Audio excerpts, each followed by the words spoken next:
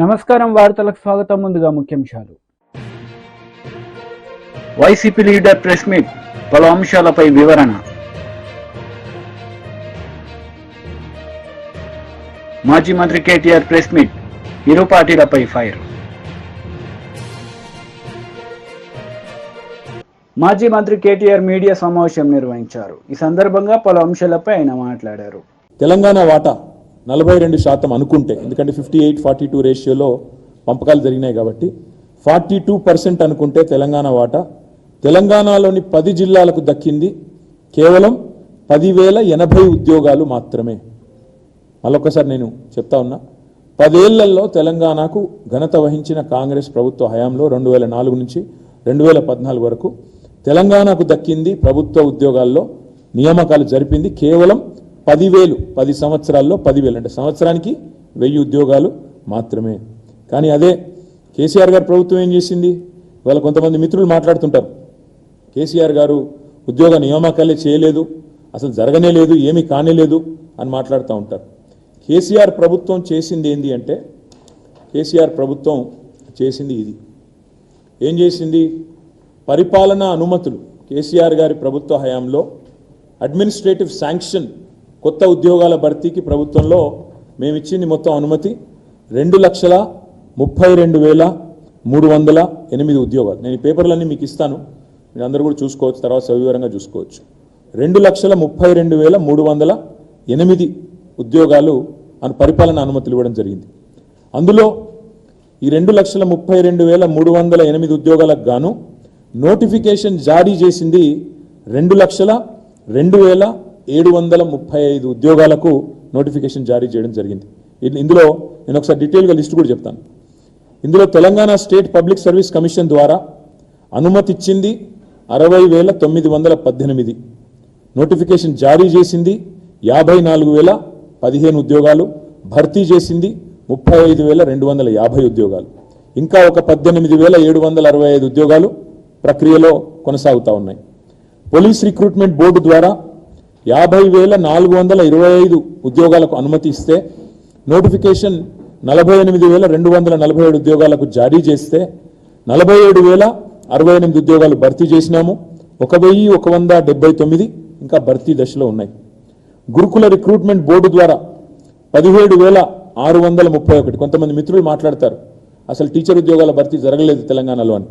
గురుకుల recruitment board ద్వారా 17,631 ఉద్యోగాలకు అనుమతి ఇస్తే 12,904 ఉద్యోగాలు భర్తీ చేసినాం. 3,694 భర్తీ దశలో ఉన్నాయి, భర్తీ చేసిన ఉన్నాయి. 9,210 భర్తీ దశలో ఉన్నాయి. అదేవిధంగా డిఎస్సి ద్వారా 34,100 ఉద్యోగాలకు అనుమతిస్తే అందులో నోటిఫికేషన్లు జారీ చేసింది 28,534, పూర్తి చేసింది భర్తీ చేసింది 22,892, భర్తీ దశలో ఉన్నది 5,642. మెడికల్ రిక్రూట్మెంట్ బోర్డు ద్వారా 14,283 ఉద్యోగాలకు అనుమతిస్తే 9,684 ఉద్యోగాలు నోటిఫికేషన్ జారీ చేసినాం. భర్తీ చేసింది 2,047, 7,637 భర్తీ దశలో ఉన్నాయి. యూనివర్సిటీ కామన్ బోర్డు, యూనివర్సిటీలను బీఆర్ఎస్ ప్రభుత్వం నెగ్లెక్ట్ చేసిందని కొంతమంది మిత్రులు మాట్లాడతారు. అన్ని యూనివర్సిటీస్కి ఒక కామన్ బోర్డు పెట్టి చేయాలి, ఒక సిస్టమ్ తేవాలి, రిఫార్మ్స్ తేవాలనే ఉద్దేశంతో కామన్ బోర్డు అని పెట్టాం. దురదృష్టం ఏంటంటే యూనివర్సిటీ కామన్ బోర్డుకు మోకాలడ్డం పెట్టింది గవర్నర్ గారు. ఆ బిల్లుకు మోకాలడ్డు పెట్టి టీడీపీ లీడర్ మీడియా సమావేశం నిర్వహించారు. ఈ సందర్భంగా పలు అంశాలపై ఆయన మాట్లాడారు.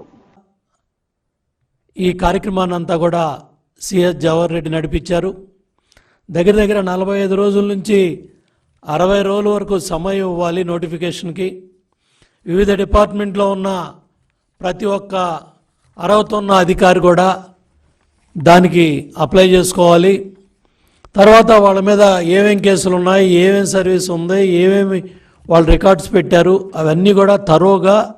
ఎందుకంటే ఒక ఐఏఎస్ ఉద్యోగం ఇచ్చేటప్పుడు, కన్ఫర్మేషన్ ఇచ్చేటప్పుడు ప్రభుత్వ శాఖలో ఇవాళ అవన్నీ కూడా చేయాల్సిన పరిస్థితుల్లో ఎన్నికల కోడ్ వచ్చిన తర్వాత కట్టుదిట్టంగా ఏదో ఒక విధంగా ఈ తతంగం అంతా కూడా పూర్తి చేసి తను అనుకున్న వ్యక్తులకి కన్ఫర్డ్ ఐఏఎస్ పదవులు కట్టబెట్టడానికి జవహర్ రెడ్డి పడిన ఆత్రాన్ని ఇవాళ మీడియా ప్రశ్నిస్తూ ఉంటే ముఖ్యమంత్రి కార్యాలయం నుంచి స్పందన లేదు, సిఎస్ జవహర్ రెడ్డి నుంచి స్పందన లేదు. అడ్డగోలుగా కన్ఫర్డ్ ఐఏఎస్ ప్రక్రియని మీడియా ఘోషిస్తూ ఉంటే ఎందుకు మీరు నోరు తెరవలేకపోతున్నారు? నోటిఫికేషన్పై గోప్యత ఎందుకు? గడువు ఎందుకు తక్కువ పెట్టారు? ఆగమేఘాల మీద జాబితా ఎందుకు రెడీ చేశారు? దరఖాస్తులు స్క్రూటినీ కూడా ఎందుకు సవివరంగా చేయలేదు? పాత జాబితాలో ఉన్న పేర్లు మళ్ళీ ఎందుకు పెట్టారు? ఎన్నికల కోడ్ ముందే ఎందుకు హడావుడిగా కన్ఫర్మ్ చేసేసుకోవాలి, అన్నీ కన్ఫర్మ్ చేసుకోవాలని ఎందుకు ఇంత ఆరాటం పడ్డారో సిఎస్ జవహర్ రెడ్డి రాష్ట్ర ప్రజలకి చెప్పాలి. అస్మదీయుల కోసం ఇంత అడ్డగోలుగా ఇంత ఆత్రంగా చెయ్యాలా అని చెప్పి నేను జవహర్ రెడ్డిని ప్రశ్నిస్తూ ఉన్నాను. ముఖ్యమంత్రి మరి ఈ ఆపద్ధర్మ ముఖ్యమంత్రి కనుసన్నల్లో జగన్నాటకంలో లండన్లో ఉన్న ఆయన ఆదేశాల మేరకు స్వామి భక్తి ప్రకటిస్తూ ఉన్న సిఎస్ జవహర్ రెడ్డి దీని మీద ప్రజలకు సమాధానం చెప్పాలి, సంజాయిషి చెప్పాలి. సిఈసి దీన్ని చర్యలు తీసుకోవాలని చెప్పుకోవడం మేము కోరుతున్నాం. ఈరోజు జాతీయ అధ్యక్షులు నారా చంద్రబాబు నాయుడు గారు కూడా ఇవాళ ఎవరైతే అధికార యంత్రాంగం secretary department of personal and training government of ఇండియాలో వారికి ఉత్తరం రాశారు. అట్లాగే చీఫ్ ఎలక్షన్ కమిషన్కి న్యూఢిల్లీకి ఉత్తరం రాశారు. అట్లాగే Avinash Kumar principal secretary AP in charge ఏదైతే ఎలక్షన్ కమిషన్ విధులు చూస్తూ ఉన్నారో ఆయనకు కూడా ఈ ఉత్తరం రాయడం జరిగింది. ఏదైతే హడావుడిగా ఆర్భాటంగా ఇవాళ రాష్ట్ర కేడర్ అధికారులు ఐఏఎస్లను ఎంపిక చేసేందుకు ఇంటర్వ్యూలు నిర్వహించేందుకు ప్రభుత్వ ప్రధాన కార్యదర్శి జవహర్ రెడ్డి ప్రతిపాదనలు పంపటం ఎన్నికల నిబంధనలకు విరుద్ధంగా ఈ కార్యక్రమాన్ని చేపట్టారు.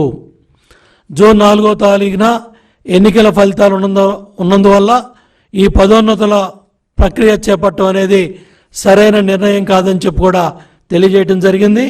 అదేవిధంగా ఎవరైతే యూపీపీఎస్సీ చైర్మన్కి కూడా చాలా క్లియర్గా ఈ వివరాలను యూనియన్ పబ్లిక్ సర్వీస్ కమిషన్ చైర్మన్కి కూడా ఈ వివరాలన్నీ కూడా చంద్రబాబు నాయుడు గారు తెలియజేయడం జరిగింది. ఏదైతే మొండితనంతో ఇంటర్వ్యూలు నిర్వహిస్తే పూర్తిగా ఇది ఎన్నికల కోడ్ ఉల్లంఘించినట్టే. ఈ పదోన్నత జాబితాలో ఉన్నవారు కూడా ఎవరైతే ఇవాళ మీరు షార్ట్ లిస్ట్ చేస్తూ ఉన్న 49 మంది అని చెప్తా ఉన్నారో కమర్షియల్ డిపార్ట్మెంట్లో చాలామంది అర్హత ఉన్న వ్యక్తులు అప్లై చేసుకోవడానికి కనీసం నోటిఫికేషన్ కూడా సచివాలయంలో హెచ్ఓడీలకు కూడా తెలియజేయాల మీ నోటిఫికేషన్. అంటే ఏ స్థాయిలో అధికార దుర్వినియోగం జరుగుతూ ఉంది, ఏ స్థాయిలో మీరు అస్మదీయుల కోసం పనిచేస్తూ ఉన్నారు, ఏ స్థాయిలో మీ జిల్లా అధికారుల్ని, మీ అస్మదీయుల్ని, మీ బంధుగణాన్ని, మీకు సంబంధించిన వ్యక్తుల్ని తెచ్చుకోవడానికి మీరు ధనంజయ రెడ్డి, జవహర్ రెడ్డి ఎంత ఆరాట పడతా ఉన్నారో ఈ వాస్తవాలన్నీ కూడా ఇవాళ మీడియా ద్వారా బయటకు వచ్చాయి. మీరు ఎవరైతే ఇవాళ షార్ట్లు ఇచ్చే 49 మంది వచ్చారని చెప్తున్నారో ఆ 49 మందిలో మీకు కావాల్సిన వాళ్ళని, మీ అస్మదీయుల్ని, మీ జిల్లా వ్యక్తులకు మెజార్టీ నెంబర్ ఇచ్చి దగ్గర 10 మందిని ఎంపిక చేశారు.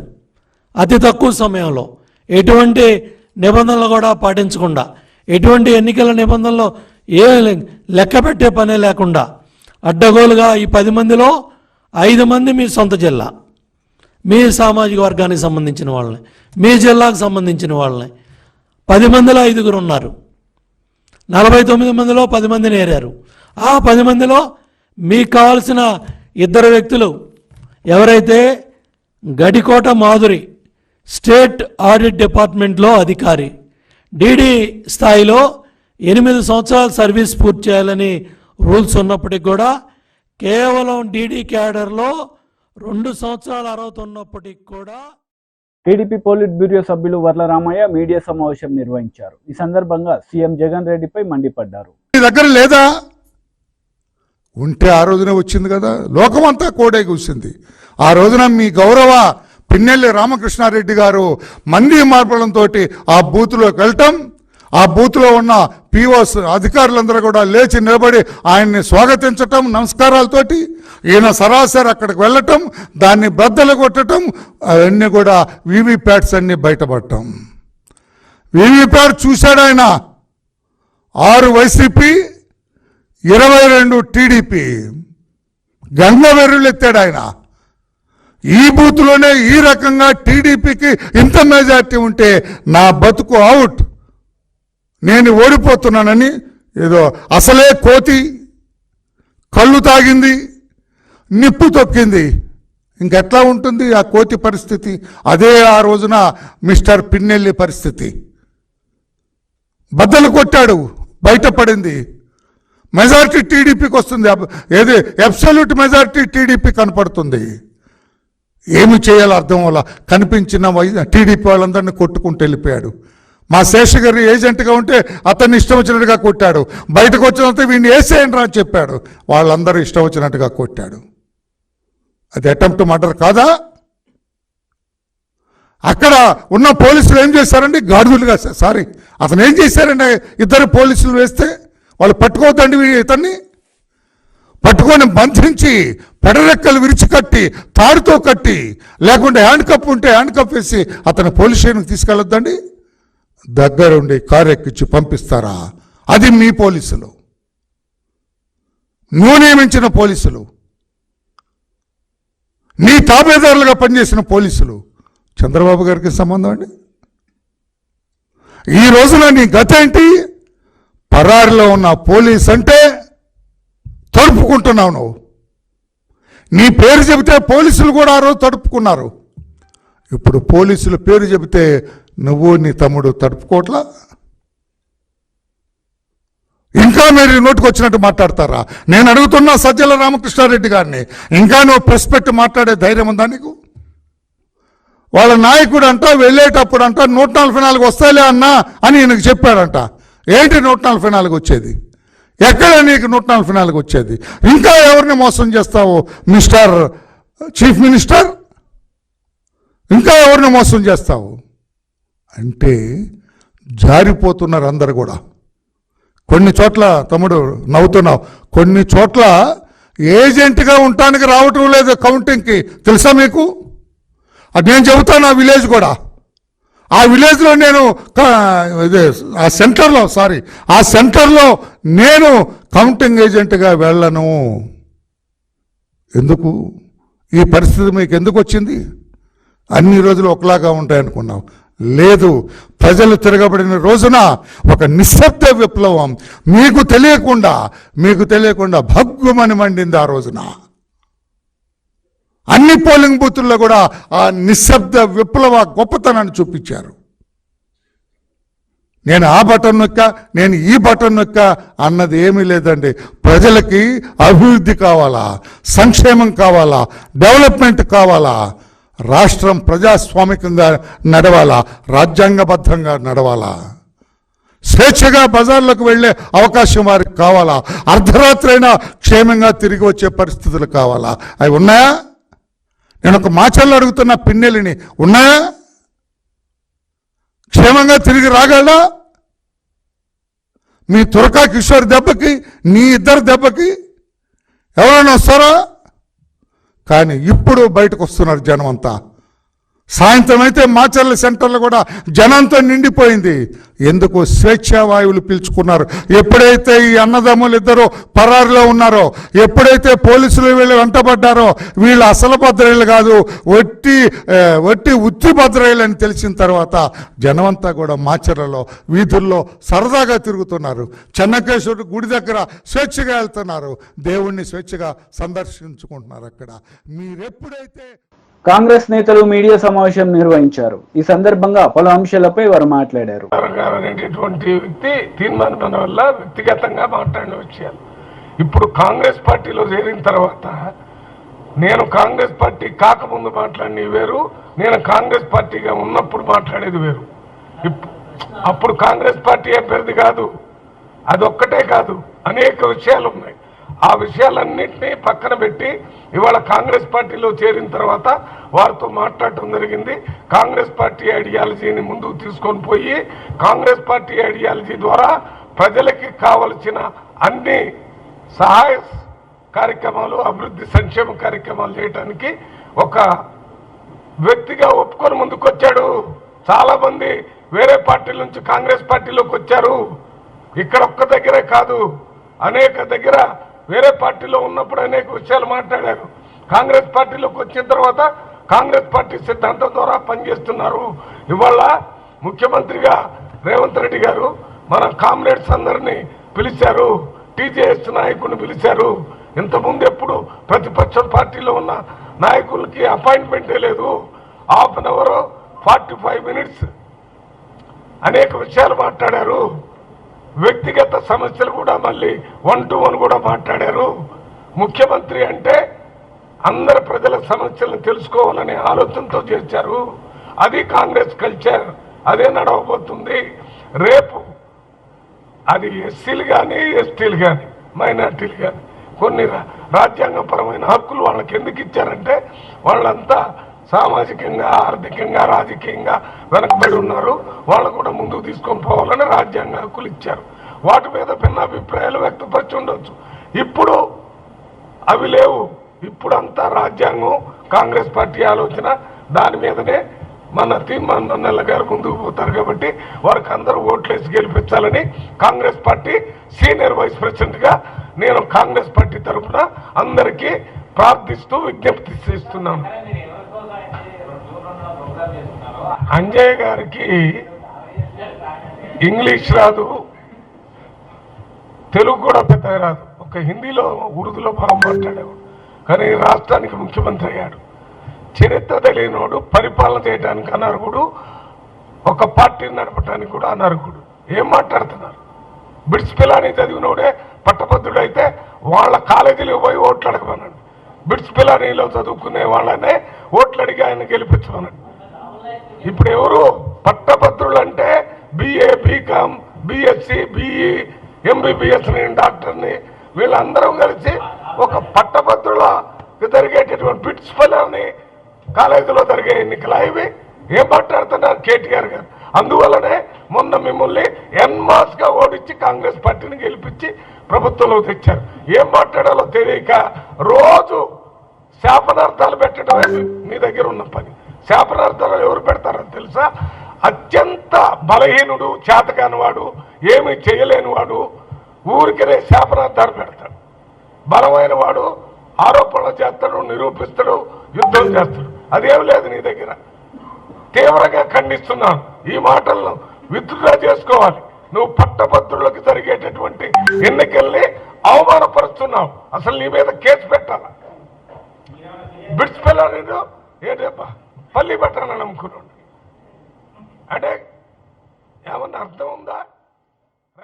వైసీపీ లీడర్ ప్రెస్ మీట్ నిర్వహించారు. ఈ సందర్భంగా పలు అంశాలపై ఆయన మాట్లాడారు. కౌంటింగ్ చేసిన తర్వాత ప్రజల్లో మనకున్న విలువ ఏంటో తెలియాలి. ప్రజలు మన గురించి ఏమనుకుంటారని తెలియాలి. మంచిగా ఆలోచిస్తా అంటే మంచిగా వస్తుంది. తప్పు చేస్తే ప్రజాభిప్రాయాన్ని మనం ఫీల్ చేసినట్టు మనకు వద్దని చెప్పారు. 65% తుమ్మలగుంట పోలింగ్ ఎందుకు అవుతుంది? నిజంగా నేను చేయాలనుకుంటే ఎవరు నిలబడతారు కూతుళ్ళు అక్కడ?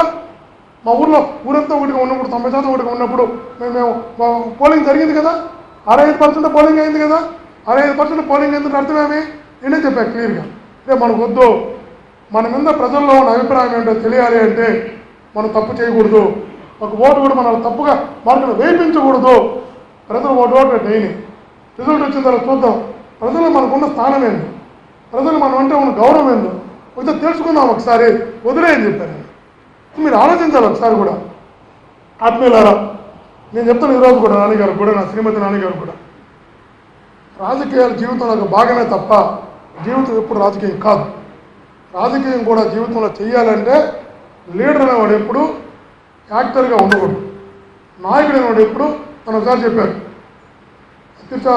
చంద్రగిరిలో ధర్నా చేశారు. చంద్రగిరిలో ధర్నా చేస్తూ ఆ రోజు కిరోసం తెచ్చిపెట్టుకొని కిరోసం తెచ్చిపెట్టుకొని నన్ను అరెస్ట్ అయితే నేను పోసుకుంటా, అరెస్ట్ అయితే ఆత్మహత్య చేసుకుంటానండి. సో అధికారులు కుయ్యమని అడుక్కున్నారు, చేశారు. ఆర్టీ హౌస్కి వచ్చారు. పెట్రోల్ పోసుకోండి ఆర్టీ హౌస్లో. ఏమని? ఈ పెట్రోల్ పోసుకొని ఓట్లు దొంగ ఓట్లు ఉన్నాయి, నేను సూసైడ్ చేసుకుంటానన్నాడు. ఆ తర్వాత ఎలక్షన్ జరిగేటప్పుడు సాక్షాత్తు లోకేష్ గారు తప్పట్టున్నారు. లోకేష్ గారి సమక్షంలో నాకు కానీ ఓటు వేయకపోతే 4 ఏళ్ళ తర్వాత నా శవం చూస్తానన్నట్టు మాట్లాడాడు, నేను చచ్చిపోతానన్నట్టు మాట్లాడాడు.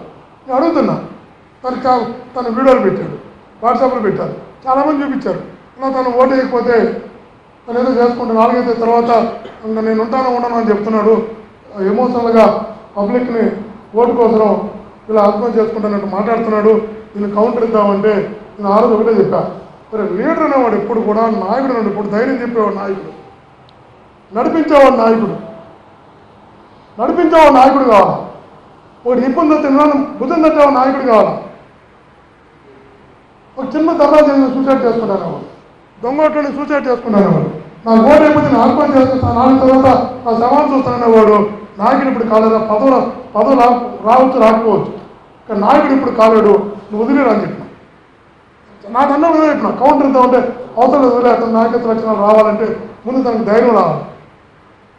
ఎంత ధైర్యం రావాలంటే బాధపడేవాడిని ఓదార్చగలగాల, భయపడేవాడిని ధైర్యం చెప్పగలగాల, నడిపించగలిగేవాడు నాయకుడు అవుతాడు తప్ప నేనేదో చేసుకుంటాను నాకు జరగకపోతే అనేవాడిని నాయకుడు ఎలా అవుతా నాకు అర్థం కావట్లేదు. తప్పట్టాలని కాదు, ఇప్పుడు ఆ మాట అనేది నోట్లో ఎప్పుడు ఏ నాయకుడు కూడా రాకూడదు. ఒక్కసారి నోట్లో ఒక్కసారి నేనేదో చేసుకుంటా ఆత్మహత్య చేసుకుంటా ప్రతిదానికి అనే వ్యక్తి తన జీవితకాలంలో ఎప్పుడు కూడా, ఈరోజు రాజకీయాలు పక్కన పెడదాం, ఆ మనస్తత్వం తనకు అలవాటు అయిన తర్వాత తనకి ఎప్పుడు తన మీద తనకు నమ్మకం ఉంది. మీరు గుర్తుపెట్టి మీకైనా కూడా నాకైనా కూడా నా బిడ్డలకైనా కూడా చెప్తున్నా, తన మీద తనకు నమ్మకం లేనివాడు ఎప్పుడు ఇలాంటి మాటలు మాట్లాడుతుంది, అది చేసుకుంటే ఇది చేసుకుంటాను. ఇప్పుడు అనకూడదు నాయకుడు అనేవాడు. తనకు కూడా విజ్ఞప్తి చేస్తున్నాను, జీవితంలో ఎప్పుడు కూడా నాని గారు కూడా మనస్ఫూర్తిగా విజ్ఞప్తి చేస్తున్నాను, ఎప్పుడు కూడా. వార్తలు ముగించే ముందు ముఖ్యాంశాలు మరోసారి. వైసీపీ లీడర్ ప్రెస్ మీట్, పలు అంశాలపై వివరణ. మాజీ మంత్రి కేటీఆర్ ప్రెస్ మీట్, ఇరు పార్టీలపై ఫైర్. ఈ వార్తలు ఇంతటితో సమాప్తం. తిరిగి ప్రసారమయ్యే వార్తల్లో మళ్ళీ కలుద్దాం. అంతవరకు సెలవు, నమస్తే.